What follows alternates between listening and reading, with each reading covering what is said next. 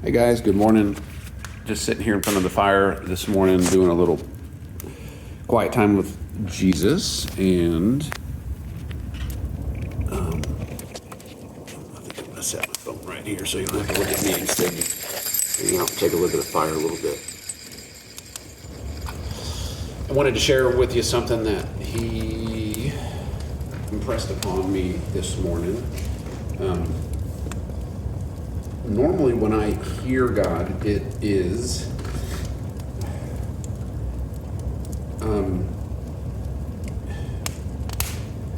so I love the topic of hearing God. And I'm actually reading a really good book right now by Praying Medic. Hearing God's Voice Made Simple by Praying Medic. Definitely check it out. It's awesome.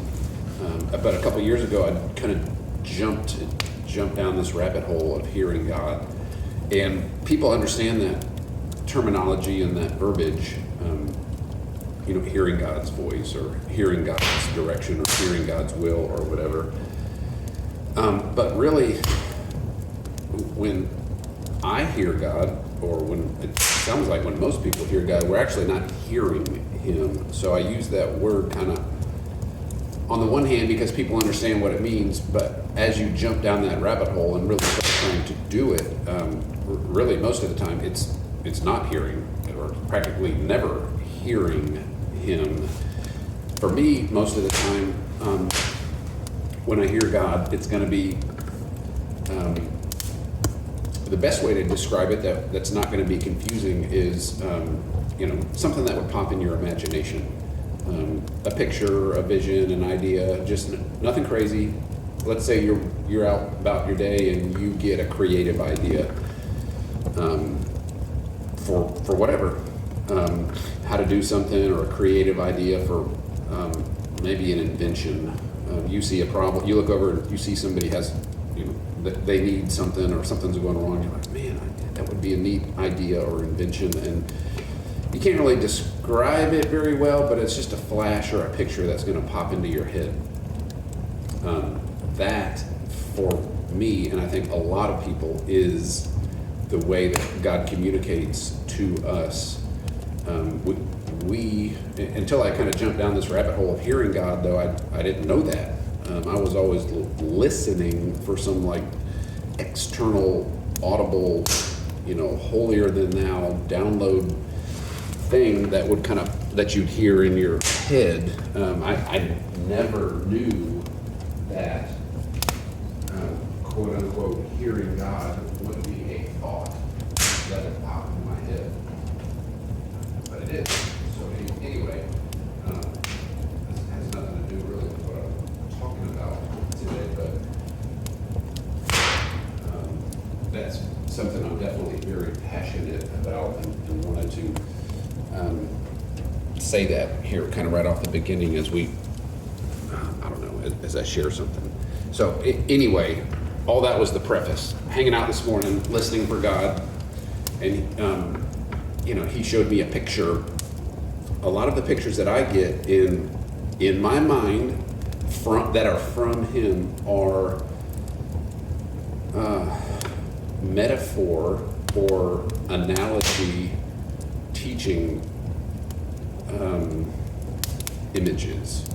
So what I mean by that is, let's say you're a parent and you have a 4-year-old, 5-year-old, doesn't matter, and you want to teach them something that's somewhat complicated, a concept, whatever it is, and you want to teach it to them, and a lot of times you will initially come up with a very basic, simple analogy or metaphor to explain the complicated concept to them. So a metaphor is going to pop into your head. Oh, it's kind of like doing XYZ, and you will very simply explain it to them. In your mind, when that analogy, that metaphor popped into your head, it was not a paragraph long thing that you read through. It was literally a instant snapshot of a picture that's snapped into your head. I mean, extremely undetailed. And as you begin speaking to your son or daughter, you kind of expand upon it as you go. That is a lot of the times how this works for me. And so I'm going to do that with you right now. So I got a analogy, picture, snapshot, instant little blip of a vision in my head from God. And now I can just kind of ramble on these. So yes, this is from God, but what's coming out of my mouth is from me. This is how I'm interpreting it. This is how I'm taking my own personal way to talk and explain it, which, you know, is how prophetic words come a lot of the time. God will give an image or vision to a prophet, and it's a snapshot, and then they might talk about it for a half an hour, and how it comes out is going to be very personalized based on where they live, what language they speak, their dialect, their background. All of that is going to shape what comes out of their mouth as they try to explain it. So hopefully you're hanging in there. So this analogy picture has to do with trading. A lot of mine, most of mine do. So they'll be about trading, but then remember that's the picture or the metaphor for something else. And usually the other thing is, something on the spiritual side. So this morning's topic is about discipline, and this is kind of what I got. And again, this isn't me reading, word for word. So there's going to be a little bit of me formulating and rambling, but the concept is from God, 100% based on one word: discipline.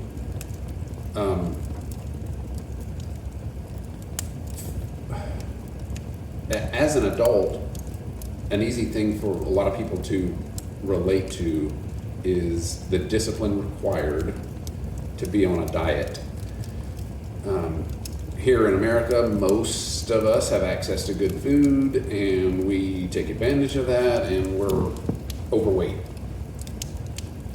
If you had a person who was aware of that and wanted to make a change, and you gave that person a well-formulated, well-thought-out, planned diet regimen, involved, it broke down everything. This is how many calories you're going to eat over the day. This is when you're going to eat them. This is what you're going to eat. This is how you're going to prepare them. And then it had, along with it, in addition to the actual, meals and, calories, it had other important components like journaling, your success and your failures. And at the end of the week, you're going to review how your week went with eating. Another important component that successful people use in whatever, but we're talking about diet right here, is accountability partners. So let's say, we even did that. So we got you somebody else, whether it be a diet coach, a nutritionist, or just, somebody else, a good friend who's kind of trying on trying to do the same thing you're doing, eat better and lose some weight. So you guys are accountability partners and helping yourself through that. So let's say we build you this plan and we put pieces in place that are important and crucial to being successful. And you do it for a week, or do it for 2 weeks, or a month, or whatever. At the end of whatever the time period is, a day, a week, a month, there is a big component that to a large degree is going to determine how it went, and that component is discipline. We, generally speaking, are not very disciplined people, at least with things that we don't want to do. Now, if you absolutely love doing something, you're going to do it. And we might say, well, he's disciplined when it comes to doing that, but really you're not. If it's something you love doing, you don't need discipline to do it because you want to do it anyway. You're going to find time to do it. Let's say it's running. You love to run. Every day you want to run, you think about running, you go for runs. You don't really need discipline to get out of bed to do that or whatever because you love doing it. But if it's something you don't like doing, you don't like dieting, you don't really like exercising because you're 100 pounds overweight and it hurts and you got to drive 30 minutes to get to the gym or whatever it is, you're embarrassed. It requires discipline to do those things. So all of that's somewhat obvious. And what I wanted to share or say is this concept of discipline I have learned and am learning. It takes time, and in that time where you are learning and becoming and changing who you are becoming more disciplined. That is a bumpy road with ups and downs. You have to go through those ups and downs in order to develop discipline. You can't read a book. I can't give you a roadmap. I can't give you a 5-step process and you just do it and you're just disciplined. No, that's not how discipline works. Discipline is something, a disciplined person is something you become, and it's not fast. So with regards to losing 100 pounds and becoming a disciplined eater / exerciser, it should be very obvious that that is a difficult journey. And you may, do well for a week or two, and then you fall off the wagon, and then you do well for a month, and then you fall off the wagon. And it's this up, down process, journey. And during that process and journey, you are becoming a more disciplined person. A couple of other instances, or a couple of other things that could apply to. So that's diet, saving money, exercising. Let's say reading the Bible. Et cetera, et cetera, et cetera. And obviously, this channel kind of talks about trading. So to kind of bring this back around to trading, I've been trading for years and years and years. And fairly recently, so within the last year, I've kind of figured out all of the pieces to the puzzle. And for the most part have them in place. But now have realized and am realizing that you still, after you figure all of that out, now you have to become disciplined. You have to become a disciplined person, with regards to the charts and trading. And that is hard. Like dieting, it's very hard. So I am now in the process, this up-down journey of becoming more disciplined with regards to my day trading. And so I just wanted to encourage you, if you have just blown an account, if you have just messed up, if you have just revenge traded, if you have just broken your plan, you've got a trading plan and you didn't follow it, and then not only did you not follow it, you threw gasoline on the fire and made it worse by revenge trading or doubling down or whatever. You feel so rejected and dejected after that. You feel terrible. I can 100% relate to that, but just want to encourage you in that those low points where you have just done so poorly, I think those are necessary in this journey of becoming that disciplined person. So, encouragement to you, hang in there, know you're on a process, know you're on a journey, and it's not easy, and it's complicated because, becoming a different person, a better person, becoming a disciplined person is not easy. But I think to become a consistently profitable trader, you need that. So I would say practice, trade in an environment where you're not destroying, your bank account, your retirement savings or whatever. Do that in an environment where you can practice discipline and, and not be destructive financially. So the easiest way to do that is do that in demo mode.